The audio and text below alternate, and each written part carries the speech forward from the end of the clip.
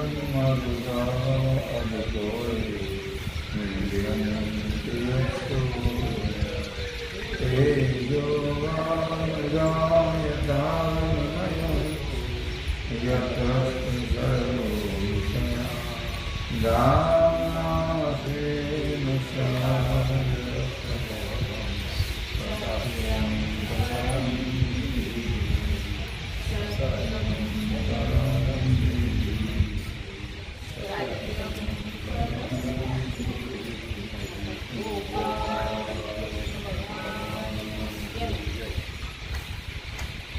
जेतो पृथ्वी पाताल स्वर्गी येन भेदेति भावी तैसा दोही ज्ञानाज्ञानांगी पडे नागो। भगवान सिद्धेश्वराच्या श्रीमकृपेनं श्री रुक्मिणी पांडुरंगाच्या चरणाजवळ बसून श्री सद्गुरु ज्ञानेश्वर महाराज, श्री जगद्गुरु तुकाराम महाराज, श्री संत एकनाथ महाराज यांच्या चरण सानिध्याने आपण सर्वजण मिळून महान ग्रंथाला ज्ञानेश्वरीच्या 15व्या अध्यायाच्या 503 ओळीचा आपण विचार करतो आहोत। जेतो पृथ्वी पाताळ स्वर्गी येन भेदेति भागी तैसा दोही ज्ञानाज्ञानांगी पडे ना जो। भगवान श्री कृष्ण परमात्मा अर्जुनाला सांगतात की अर्जुना, मी ब्रह्म आहे असं जे यथार्थ ज्ञान, त्या ज्ञानाने ब्रह्माशी एक न होणं अथवा विपरीत ज्ञानाने द्वैत न घेणं, याप्रमाणे यथार्थ ज्ञान आणि विपरीत ज्ञान हे दोन्हीही जिथं नाहीये असं जे निव्वळ अज्ञान, तेच त्या अक्षर पुरुषाचं स्वरूप आहे। निव्वळ अज्ञान हेच त्या अक्षर पुरुषाचं स्वरूप आहे। हा मेरू पर्वत, पृथ्वी, स्वर्ग आणि पाताळ या तिन्हीच्या ठिकाणी भेदला जात नाही, तसा हा ज्ञानाज्ञानामध्ये सुद्धा विभागला जात नाही। हा जो अक्षर पुरुष आहे त्या मेरू पर्वताप्रमाणे ज्ञानाज्ञानामध्ये विभागल्या जात नाही। अर्थात ज्ञान आणि अज्ञान या दोन्ही गोष्टी ज्या आहेत ते दोन प्रकार किंवा दोन भाग आहेत। ज्ञान वेगळं आहे, अज्ञान वेगळं आहे। ज्ञान म्हणजे आपलं स्वरूप कळणं, याला ज्ञान म्हटलेलं आहे। आपलं जे आत्मस्वरूप आहे, ब्रह्मस्वरूप, आत्मस्वरूप, परमात्मस्वरूप, ते कळणं, त्याचं नाव आहे ज्ञान।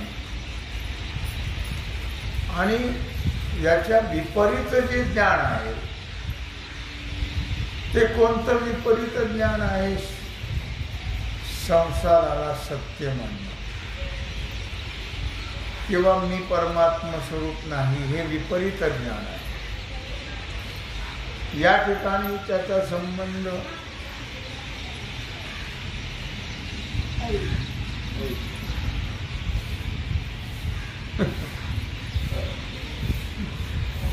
यथार्थ आणि विपरीत ज्ञानाशी येत नाही। हा मी ब्रह्म आहे असं समजत नाही, मी देहही आहे असंही समजत नाही। दोन्हीच्या मध्ये राहतो, न समजणं आणि समजणं, किंवा ज्ञान आणि अज्ञान याच्या मध्ये जो राहतो, म्हणजे ज्ञान अज्ञानाच्या मध्ये जो राहतो त्याला अशा प्रकारे ज्ञानोबा या ठिकाणी क्षरपुरुष म्हणतात. आणि उत्तमाच्या मध्ये जो आहे ज्ञानेश्वर महाराज सांगतात, न एक यथार्थ ज्ञाने एक होणे, न अन्यत्वे तुझे घेणे, ऐसे निखळ जे नेणणे तेच ते रूप. ना एक यथार्थ ज्ञाने एक होणे, या ठिकाणी यथार्थ ज्ञान, मी परमात्मा आहे, मी ब्रह्मा आहे, मी आत्मा आहे, हे यथार्थ ज्ञान. आणि याच्या उलट जे आहे ते विपरीत ज्ञान. या दोन्हीच्या ठिकाणी यथार्थ ज्ञान आणि विपरीत ज्ञान याच्या ठिकाणी अन्यत्वाने संबंध येत नाही. असं जे निखिळ ज्ञान स्वरूप आहे, ज्ञान अज्ञानाच्या वेगळं आहे. ते हे जे यथार्थ आपण ज्याला म्हणतो किंवा विपरीत ज्ञान ज्याला म्हणतो, त्याच्या वेगळं जे यथार्थ आहे ते यथार्थ आणि विपरीत ज्ञानाशी यांचा संबंध नाही. यापूर्वीच्या ओळीमध्ये त्याचा विचार सांगितलेला आहे. किंवा अक्षर पुरुष म्हणजे काय, तर सुरुवातीला त्याने सांगितलं की तो पृथ्वी पाताळ स्वर्गी यही न भेदी. ती उदाहरण देऊन सांगितलं मेरू पर्वत. तैसा तोही ज्ञानांगी पडे ना जो, तो आणि अक्षर पुरुष आहे की जो ज्ञान आणि अज्ञान असं जे निव्वळ जे अज्ञान आहे आणि जे ज्ञान आहे, या दोन्हीच्याही ठिकाणी तो जिथं नाही आहे, त्या दोन्हीमध्ये जो नाही आहे त्याला अक्षर पुरुष असं म्हटलेलं आहे. ज्ञान अज्ञानातीत जो आहे त्याला अक्षर पुरुष म्हटलेला आहे. अंशुता निशेष जाय ना घट भांडादी पुन्हा दृष्टांत दिला. तया मृतपिंडा ऐसे आहे मध्यस्थ जे. तो ज्ञान अज्ञानातीत कसा आहे, तर मडक्याचा दृष्टांत दिला, मातीच्या भांड्यांचा. ते मातीचा धूळपणा पूर्णपणे जिथं गेलेला आहे आणि घागर अथवा भांडे वगैरे काही होत नाहीये, अशा अवस्थेतील ज्या मातीचा गोळा आहे, चिखल, तसा तो अक्षर पुरुष आहे. अक्षर पुरुषाचं स्वरूप असं मध्यस्थ आहे. जर माती नाही, जर चिखल मडकही नाही, अशी मधली अवस्था जी आहे चिखलाचा गोळा, त्याप्रमाणे ज्ञानही नाही अज्ञानही नाही, त्याच्या मधली अवस्था जी आहे त्याला अक्षर पुरुष असं म्हणतात. घट मातीपासून तयार होतो, पण मातीचा धूळपणा गेला पाहिजे, त्याच्यामध्ये पाणी मिसळलं पाहिजे, त्याचा चिखल तयार केला पाहिजे, मग त्याचा घट तयार होतो. पण जर माती नाही आणि चिखलही नाही, ते मग घट तयार होणार नाही. मग माती नाही आणि घट नाही, अशी जी मधली अवस्था ती चिखल, अशी मधली स्थिती जी आहे, ज्ञान नाही अज्ञान नाही, याच्या मधली स्थिती जी आहे त्याला अक्षर पुरुष असं म्हटलेलं आहे. पै आटवून गेली या सागर. पुन्हा दृष्टांत पळण्याचा. मग तरंगना निरूप तया ऐशी अनाकारू जे दशाला.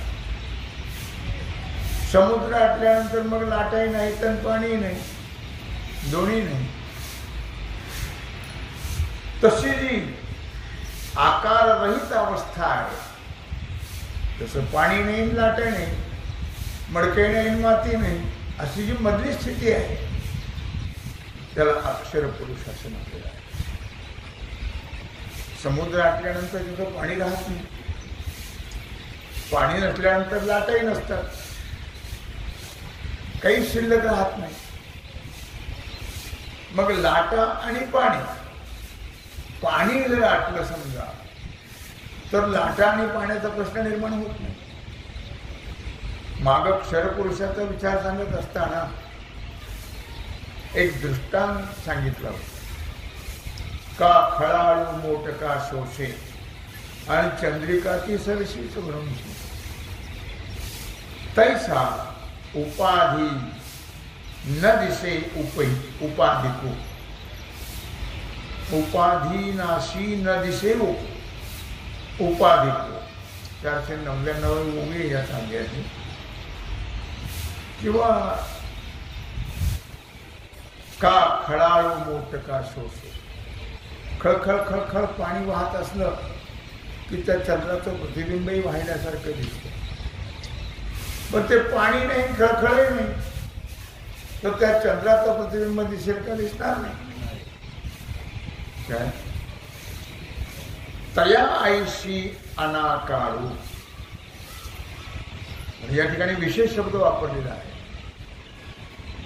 तया आईशी अनाकारू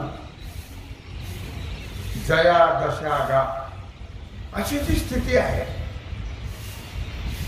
मडकं नाही, माती नाही, पाणी नाही, लाटा नाही. त्याचप्रमाणे अशी जी मधली स्थिती आहे, उदाहरण दिलं चंद्राचं, खळखळाट नाही आणि पाणी नाही, तिथं प्रतिबिंब कसं असेल? त्याप्रमाणे तया ऐशी अनाकारू जया दशागा, अशी जी अनाकार स्थिती आहे, आकाररहित स्थिती आहे, त्याला अक्षर पुरुष असे.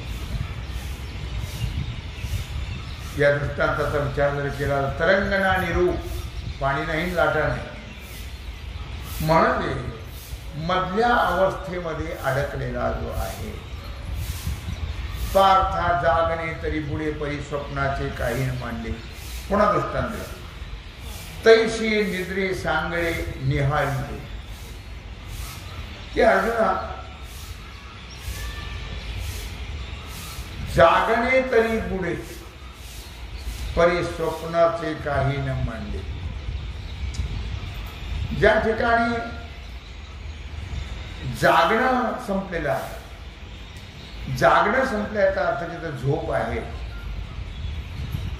परंतु स्वप्न पडलेलं नाहीये, अशी मधली स्थिती. झोप आहे पण स्वप्न पडलेलं नाहीये, अजून स्वप्नाला आरंभ झालेला नाहीये, अशी जी स्थिती आहे त्या स्थितीला नाव आहे गाढ निद्रा. जिथं स्वप्नही नाही आणि जागेपणा नाही, अशी स्वप्नाला अजून आरंभ झालेला नाही, गाढ निद्रा म्हणतात त्याला. अशी गाढ झोप असं म्हटलेलं आहे. त्या गाढ झोपेसारखं या अक्षर पुरुषाचं स्वरूप आहे. जागृती आणि स्वप्नाच्या मधली अवस्था, असा जो अशी स्थिती, त्याला अक्षर पुरुष म्हणतात. त्याला गाढ झोपेचं स्वरूप म्हटलं पाहिजे. म्हणजे तो झोपलेला तर असतोच, जागा तर नाहीच येतो, आणि त्याला स्वप्नही पडत नाही. झोपल्या तर असतो, जागा तर नसतो, आणि स्वप्नही पडत नाही. त्या स्वप्नाचा अनुभव प्रत्येकाला असल्यामुळे स्वप्न हा दृष्टांत फार अवघड याच्यातला भाग नाही. पण जर स्वप्न पडलं तर ती अवस्था गाढ झोपेची राहत नाही.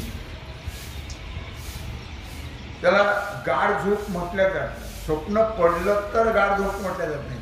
स्वप्न न पडलं आणि जागेपणा नाही, तिने गाढ अवस्था म्हणतात, गाढ झोपी. पुन्हा दृष्टांत देऊन सांगताय, त्याप्रमाणे या दृष्टांताप्रमाणे अवघेचे विश्व मावळे, आणि आत्मबोध तर न जुळे, ती अज्ञान जसे केवळे अक्षर हे ना. अक्षर पुरुषाची व्याख्या करता आहे. संपूर्ण विश्व अवघेच मावळे. संपूर्ण विश्वाभास तिथं नाहीसा होतो आणि आत्मबोध तर प्रकाशित होत नाही. विश्वाभासही नाही आणि आत्मबोधही नाही, अशी जी मधली स्थिती आहे त्या अज्ञान अवस्थेचं नाव आहे अक्षर पुरुष. अशी जी अज्ञान स्थिती आहे त्या अज्ञान अवस्थेला म्हणतात अक्षर पुरुष. अक्षर पुरुष म्हणजे अविनाश परमात्मा नव्हे. विश्वाभास मावळला पण आत्मबोध उजळलेला नाही. विश्वाभास गेला, विश्वाचा भासही नाहीसा होतोय झालेला आहे आणि आत्मबोधही नाही. तसा हा शुद्ध अज्ञान स्वरूपात राहणारा अक्षर पुरुष अज्ञान स्वरूपात राहणार. क्षर आणि अक्षर हे जुळे भाऊ आहे. क्षर आणि अक्षर. क्षराची उपाधी अक्षराला नसेल पण अक्षराची उपाधी क्षराला नक्कीच आहे. क्षर पुरुष म्हणजे जीव चैतन्य, पण अक्षर पुरुष हा जीव चैतन्य रहित आहे. अक्षर पुरुष पण तो काहीच करत नाही. अक्षर पुरुष पण नाही म्हणायची सोय नाही, आहे म्हणून तर काही करत नाही. अशी जी अव्यक्त वस्तू जशी दिसत नाही तसा हा अक्षर पुरुष दिसत नाही. सर्व काळी सांडिले जैसे, सर्व कळी सांडिले जैसे, चंद्र पण उरे अवसे. पुन्हा वृत्तांत. रूप जाणावे तैसे अक्षराचे, सर्व कळी सांडिले जैसे. अमावस्येला एकही कला नसते. 16 कला युक्त असणारा चंद्र, पण अमावस्येला मात्र एकही कला नसते. सर्व कळी सांडिले जैसे, चंद्र पण उरे अवसे. नुसता चंद्र अमावस्येला असतो, कला रहित कुठल्याही प्रकारची कला त्याच्या ठिकाणी नसते. अमावस्या झाली की तो एका एका कलेने वाढत जातो. पौर्णिमा झाली की तो एका एका कलेने कमी होत जातो आणि अमावस्येला सर्व कला समाप्त होत. म्हणजे अमावस्येला त्याच्या ठिकाणी कुठल्याही प्रकारची कला नसते, म्हणजे तो प्रकाशित नसतो. प्रकाशित नाही. सर्व कळी सांडिले जैसे, चंद्र पण उरे अवसे. नुसतं चंद्र कोर शिल्लक राहते, कला कुठल्याही प्रकारची राहत नाही, त्याच्या ठिकाणी प्रकाश नसतो. रूप जाणावे तैसे अक्षराचे. जसे चंद्राची स्थिती सांगितली की अमावस्येच्या दिवशी नुसताच कोर असते तिथं, मग दिसते का नाही? नुसती कोर, त्याला प्रकाश नाही येत नाही आणि कलाही नाही कोणती. जशी ती नुसती कोर, त्याप्रमाणे हा अक्षर पुरुष आहे. त्याच्या ठिकाणी ज्ञानही नाही आणि त्याच्या ठिकाणी अज्ञानही नाही. म्हणजे अज्ञान अज्ञानाच्या मधली जी स्थिती आहे त्याला अक्षर पुरुष असं म्हटलं. म्हणून त्याला चंद्राचं उदाहरण दिलं की सर्व कलाने रहित असणारा चंद्र केव्हा असतो? कलाशून्य. तो अमावस्येला असतो. कलाशून्य स्वरूप जे आहे ते अमावस्येला असते. त्याप्रमाणे अक्षराचं स्वरूप आहे. असं लक्षात घ्यावं.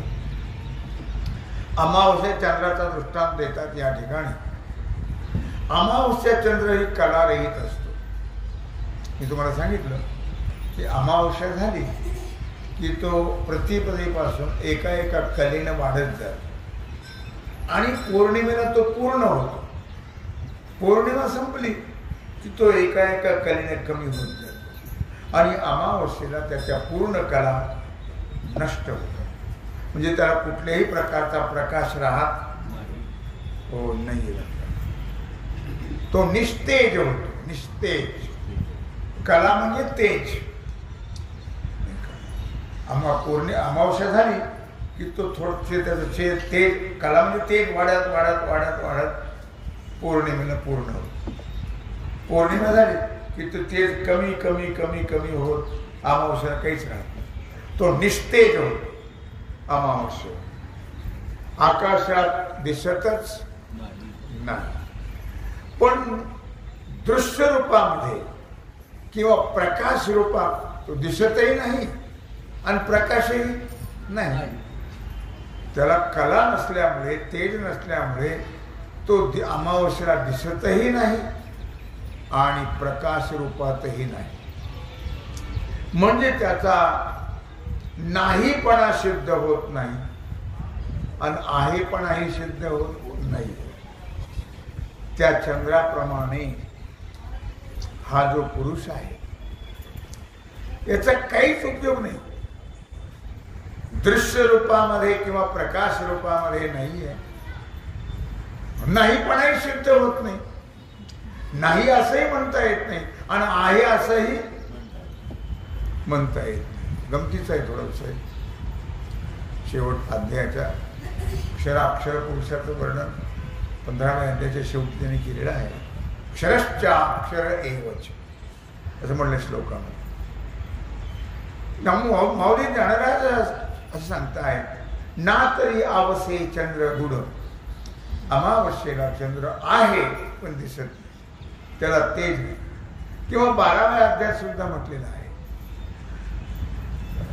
108 ओळीत. मग पुनवे हुनी जैसे शशबिंब दिसे दिसे हरपत आवसे नाहीची होय. 12व्या अध्यायात स्पष्ट म्हणजे पौर्णिमेपासून शशबिंब दिसे दिसे चंद्राचं बिंब दररोज प्रत्येक दिवशी ते कमी कमी कमी होत जात. तेजहीन होत जात. हरपे आवसे आणि पौर्णिमेला तर दिसतच पूर्ण नष्ट होत. तेज चंद्र नष्ट होत नाही तो दिसत नाही तेज नसल्यामुळे. कारण चंद्र सूर्याला जे तेज आहे ते स्वयं त्यांचं नाही आहे. ज्याची या प्रकाशी प्रकाश रवी किरणा असं म्हणलेलं आहे काय किंवा भया परमात्म्याच्या प्रकाशाने ते प्रकाशमान आहेत. चंद्र सूर्याला मूळचं स्वरूप प्रकाशमान त्यांचं नाही आहे. तेव्हा मग ते नष्ट होऊन जातं अमावस्येला. म्हणून म्हटलं या मग पुनवे होई जैसे शशबिंब दिसेन दिसे हरपत अवश्य नाही. हळूहळू पौर्णिमेपासून ते नष्ट होत होत होत आणि अमावस्येला पूर्ण त्या प्रतेजाचा नाश होतो. चंद्र आहे पण दिसत नाही. प्रकाशही नाही दिसतही नाही. तसं या अक्षर पुरुषाचं वर्णन या ठिकाणी करता आहेत. असं अक्षर पुरुष व्यक्तही नाही आणि अव्यक्त दशेमध्ये आहे. दिसत नाही कळत नाही. व्यक्त तर नाही पण अव्यक्त दशेत तो कळत नाही. असं त्याचं अक्षराचं रूप जाणावं असं माऊली वर्णन करत आहे. जाणावं म्हणजे त्याचं ज्ञान करून घ्यावं. क्षर कशाला म्हणतात अक्षर कशाला म्हणतात याचं ज्ञान होणं आवश्यक आहे. पै सर्वोपनिषे उपाधी विनाशे जे हे जीवतशा जेथ पैसे फळपाकात जैसे झाड बीजी. फळ पिकल्यानंतर झाड जसं त्या बीजरूपामध्ये लीन होतं, झाड कुठं त्या बीजरूपामध्ये लीन होतं, लीन राहतं त्या बीजामध्ये. त्याला वृक्ष बीजन्याय असं म्हणतात की फळ पिकल्यानंतर ते वृक्ष जो आहे तो त्या बीजामध्ये सुप्त रूपाने असतो, सूक्ष्म रूपाने. त्याप्रमाणे सर्व स्थूल आणि सूक्ष्म या उपाधीचा नाश झाल्यानंतर स्थूल उपाधी आहे पंचमहाभूतात्मक, सूक्ष्म उपाधी आहे 17 तत्वाची, पंच ज्ञानेंद्रिय, पंच कर्मेंद्रिय, पंच प्राण, मन आणि बुद्धी. मग ज्या ठिकाणी दोन्ही उपाध्याचा नाश झालेला आहे, स्थूल उपाधी नाही आहे आणि सूक्ष्म म्हणजे स्थूल देहही संपलेला आहे, सूक्ष्म देहही संपलेला आहे, अशी जी स्थिती आहे तिथं जीवदशा जिथं लीन होते, जिथं स्थूल सूक्ष्मातीत दशा, त्या ठिकाणी जीवदशा समाप्त होते. पण स्थूल सूक्ष्मातीत झाल्यानंतर जीवदशा संपत असते. स्थूलातही राहू नये आणि सूक्ष्मातही राहू नये, वासनेतही राहू नये, अशी स्थिती होणं त्याला म्हणतात ज्ञान स्वरूपता. अक्षर पुरुष तर उपाधिवान आहे, स्थूल उपाधिवान आहे, त्याला जीव म्हटलेला आहे, जीव चैतन्य. आणि अक्षर पुरुष जो आहे तो या दोन्हीच्या व्यातीत आहे, स्थूलातही नाही, सूक्ष्मातही नाही, आणि दिसतही नाही. आहे तर खरं आणि दिसत तर नाही. पैसर उपाधी नाशे, जे जीवदशा जेथ पैसे, फळ पाकात जैसे झाड बीजी, म्हणून त्याला बीजाचा दृष्टांत दिला की जसं बीज नष्ट होत, झाड नष्ट होतं आणि ते बीजामध्ये राहतं, बीज रूपामध्ये राहतं. म्हणजे स्थूल उपाधी गेली आणि सूक्ष्म उपाधीही गेली. त्याचा अर्थ असा की स्थूल रूपाने झाड तर दिसत नाही आणि बीजामध्ये झाड आहे पण दिसत नाही. त्याला सूक्ष्म रूपातही नाही दिसत आणि स्थूल रूपातही नाही.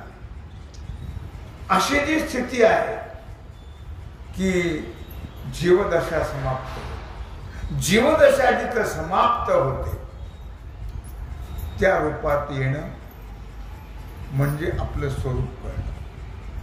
तसे ही अक्षर पुरुष जो आहे तो तर स्थूलातही नाही, सूक्ष्मातही नाही आणि दिसतही नाही.